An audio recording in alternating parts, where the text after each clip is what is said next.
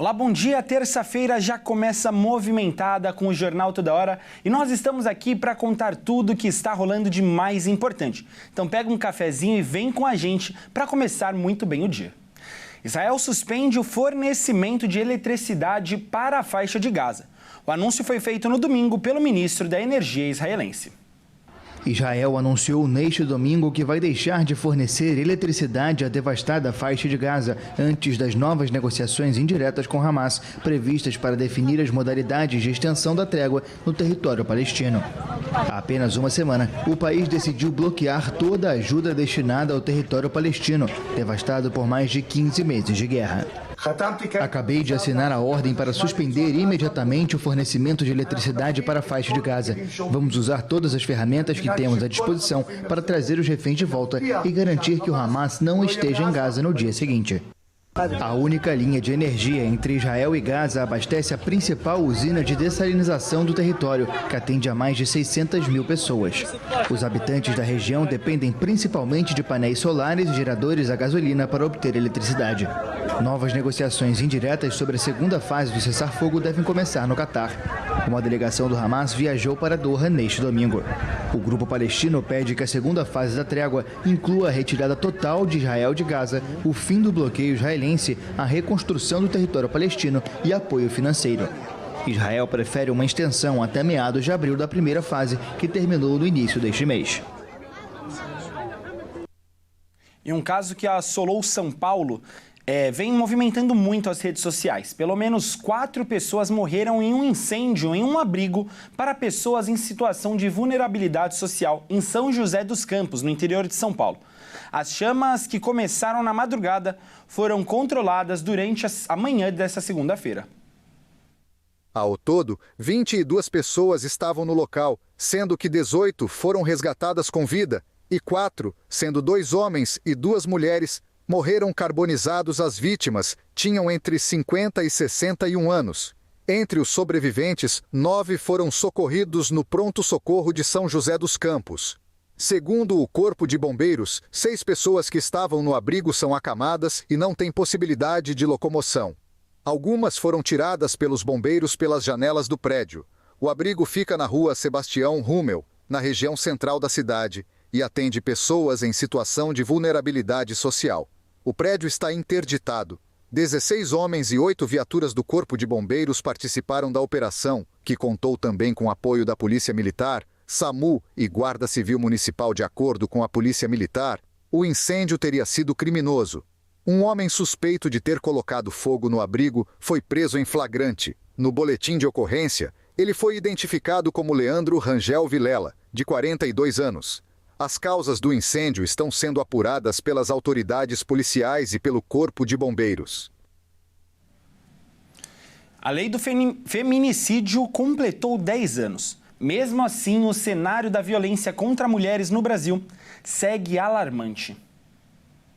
Apesar da lei que pune o crime de feminicídio estar em vigor há uma década, em 2024, São Paulo bateu um recorde histórico no número de crimes contra as mulheres. No total, foram registrados 253 casos de feminicídio no estado paulista, enquanto no interior foram 160 casos, ou seja, 63% dos crimes. A lei do feminicídio foi sancionada em 9 de março de 2015, quando o assassinato de mulheres motivado por questões de gênero passou a ser tipificado como crime hediondo. Segundo o Fórum de Segurança Pública, em quase 70% dos casos de violência contra a mulher, os agressores são os próprios parceiros ou ex-parceiros. Os atuais companheiros somam 40% dos agressores, e ex-companheiros vêm na sequência, somando 26% dos responsáveis por agressões a mulheres no Brasil. Esse número praticamente dobrou em relação a 2017, primeiro ano da pesquisa realizada pelo Fórum. Naquele ano, parceiros e ex-parceiros eram autores de 36% dos casos, e 57% das vítimas foram agredidas dentro da própria casa, revelando que o lar não é um ambiente seguro. O Ministério da Saúde confirmou o primeiro caso de infecção pela cepa 1B da Mpox no Brasil. A paciente é uma mulher de São Paulo que teve contato com um familiar que esteve na República Democrática do Congo, país que enfrenta surto desta doença. Segundo a pasta, a paciente com a nova cepa da Mpox é uma mulher de 29 anos que mora na região metropolitana de São Paulo. Em nota, o Ministério da Saúde informou que o caso no Brasil foi confirmado laboratorialmente por meio da realização de sequenciamento para caracterizar o agente infeccioso.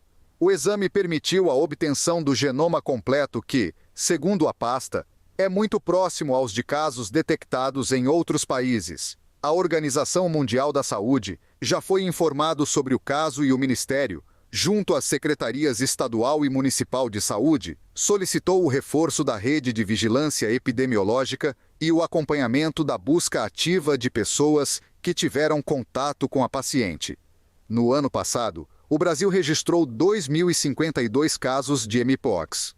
Até o início de fevereiro, 115 casos de cepas da doença haviam sido notificados, mas até então nenhum era da cepa 1B. Nenhum óbito por Mpox foi identificado no Brasil ao longo dos últimos 2 anos.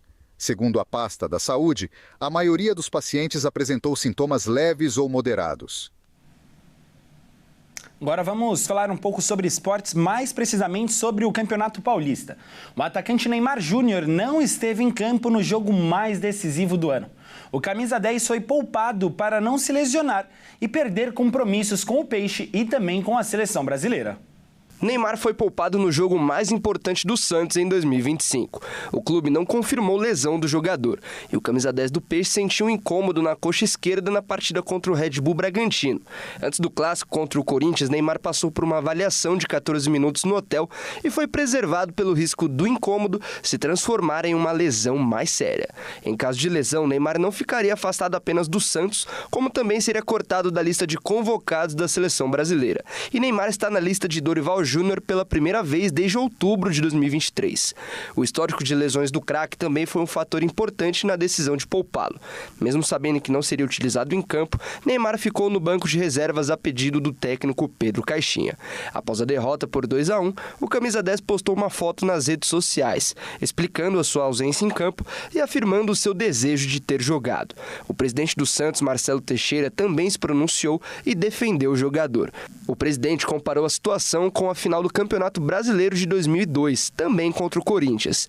Na época, o meia Diego entrou em campo mesmo sem condições de jogo e precisou ser substituído após 2 minutos. Neymar vai se reapresentar ao Santos durante a semana e passará por novas avaliações até o dia de se apresentar à seleção brasileira, que enfrenta a Colômbia no dia 20 e a Argentina no dia 25. Agora o Peixe se prepara para a estreia no Brasileirão no dia 30 de março contra o Vasco, lá no Rio de Janeiro. Nós chegamos ao final de mais uma edição, mas não se preocupe, pois às 1h35 eu volto com mais Jornal Toda Hora para te manter muito bem informado. E caso você tenha perdido algo, é só ir em nosso canal no YouTube e assistir quantas vezes você quiser. Até já, eu te espero, tá bom? Tchau!